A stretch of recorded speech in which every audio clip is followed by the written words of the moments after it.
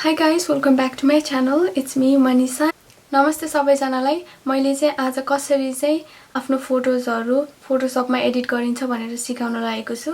So अब यहाँ हेर्न सक्नुहुन्छ यो चाहिँ मैले भर्खर ओपन गर्न लागेको छु. यो चाहिँ र फर्मेटमा भएको भएर यहाँ सबै अटोमेटिकली गर्न मिल्छ. त्यस्तै यो चाहिँ अब व्हाइट ब्यालेन्सहरु, टेम्परेचर, टिन्टहरु देखि लिएर यो ब्राइटनेसहरु सबै त्यस्तो सेटिंग्सहरु चाहिँ यहाँबाट गर्न मिल्छ. त्यस्तै यो अर्को क्लिक गर्यो भने यसमा कर्भ फिचर छ, त्यो गर्न मिल्छ. त्यस्तै शार्प टुल, नोइज रिडक्सन सबै कुरा गर्न मिल्छ. अनि यसमा चाहिँ अब त्यस्तो इच एन्ड एभ्री कलरलाई चाहिँ सिलेक्ट गरेर गर्न मिल्छ.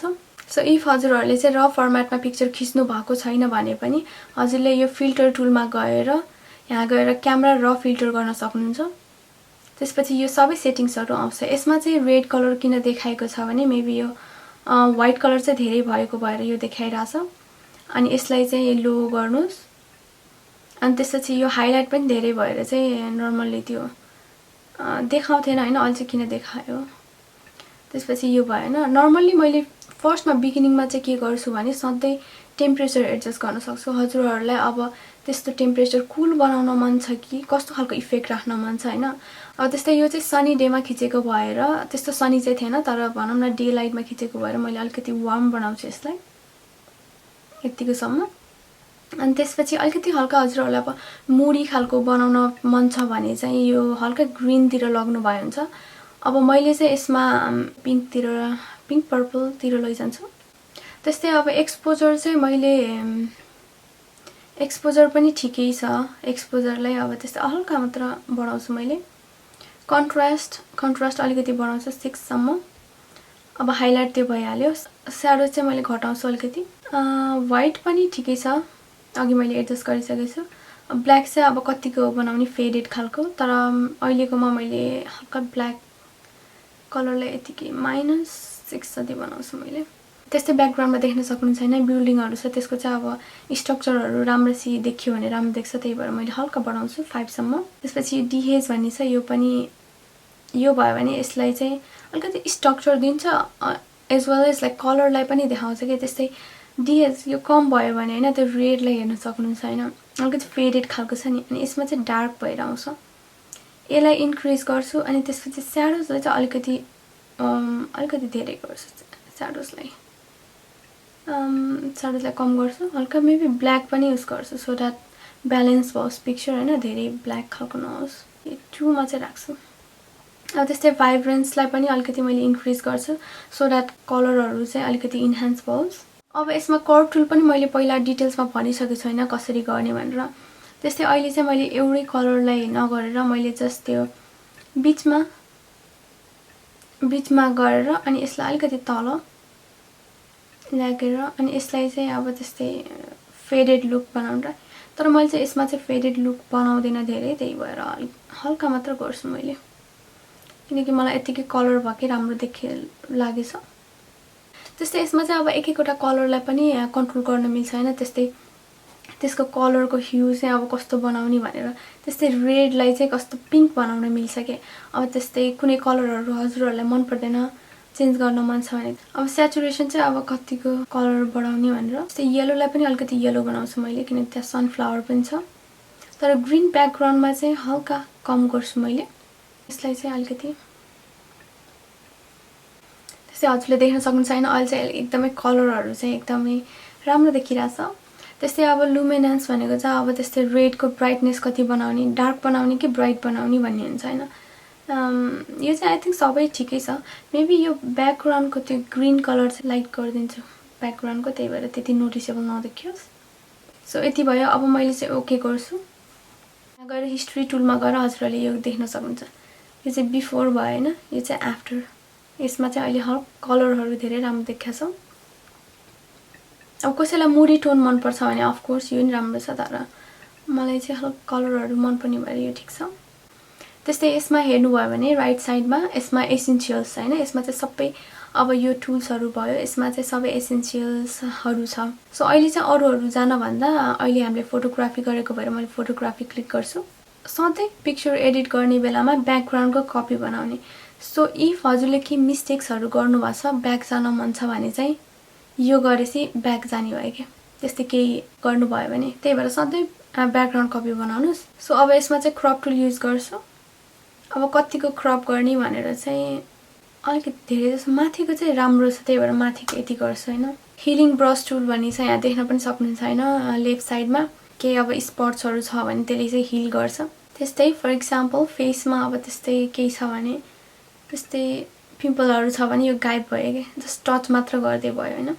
त्यस्तै अब यो प्याच टुलले चाहिँ के गर्न मिल्छ भने यसले पनि रिमुभ अब्जेक्टहरूलाई रिमुभ गर्न मिल्छ। अब यो चाहिँ क्लियर ब्याकग्राउन्ड मन छ भने रिमुभ गर्न छ भने त्यो गर्ने। अब त्यस्तै यसमा सिलेक्ट गर्ने जुन रिमुभ गर्न मन छ यसलाई चाहिँ ड्र्याग गरेर अर्को एरियामा लैजाने हैन। सधैँ पर्फेक्ट हुन्न, त्यस्तै देख्न सक्नुहुन्छ यहाँ यस्तो भइसकेको छ। त्यहाँबाट फेरि ब्याक गरेर राम्रोसँग क्लिक गर्ने।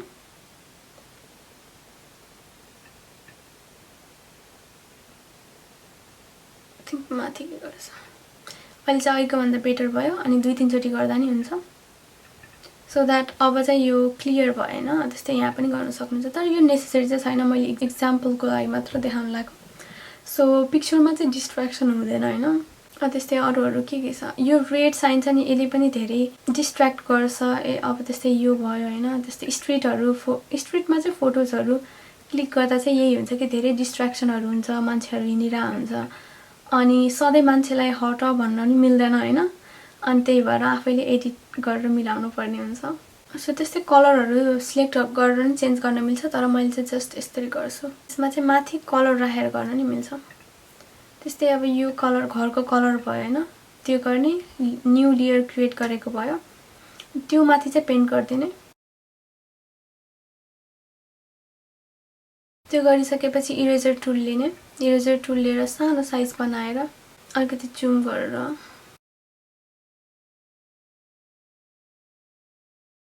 यसको ओपासिटी चाहिँ अलिकति कम गरेर नेचुरल जस्तो बनाउने। सो द्याट त्यस्तो नोटिसेबल चाहिँ देखिएन पिक्चरमा। अब यसलाई चाहिँ हजुरले के गर्न सक्नुहुन्छ भने मर्ज गर्न सक्नुहुन्छ हैन यसलाई। अब मर्ज गरिसकेपछि यो फेरि यो प्याच टुल लिएर अनि चाहिँ सिमिलर बनाउन सक्नुहुन्छ यसरी। सो अब चाहिँ नेचुरल बिल्डिङ जस्तो देख्छ भनौँ न, सेम। सो यतिकै फ्ल्याट त्यो उस पेन्टिङ लगाएको जस्तो चाहिँ देख्दैन। के चाहिँ गर्न मन लाग्यो भने गर्दा हुन्छ, तर नेसेसरी चाहिँ छैन। त्यस्तै कतिको डिटेल्स बनाउन मन छ आफ्नो पिक्चरलाई, त्यो त्यसमा डिपेन्ड हुन्छ। अलि बेटर भइसकेछ। अब त्यस्तै हेर्नुहोस् हैन ब्याकग्राउन्डमा चाहिँ अब त्यस्तै हेर्नुहोस् ब्याकग्राउन्डमा कुनै अब डिस्ट्र्याक्सन छ भने चाहिँ रिमुभ गर्दा हुन्छ। सो यसमा चाहिँ देख्नुहुन्छ हैन पिक्चरहरू सबै राम्रो छ। अब एकचोटि चाहिँ क्रप गर्ने बेलामा अलिकति सानो मेबी यो साइड चाहिँ म क्रप गर्छु जस्तो लाग्यो।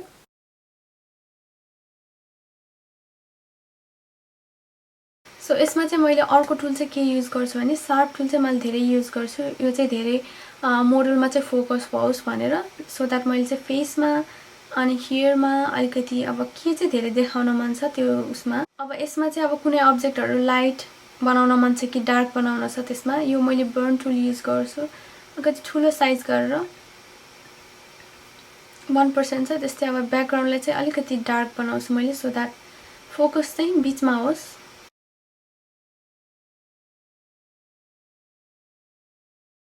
सो यो चाहिँ बिफोर आफ्टर। सो मलाई चाहिँ यतिकै मन परेछ हैन पिक्चरहरू सबै। हल्का क्रप चाहिँ गर्न अलिकति बाँकी रहेछ यसमा। सो फाइनल पिक्चर चाहिँ यस्तो रहेको छ हैन।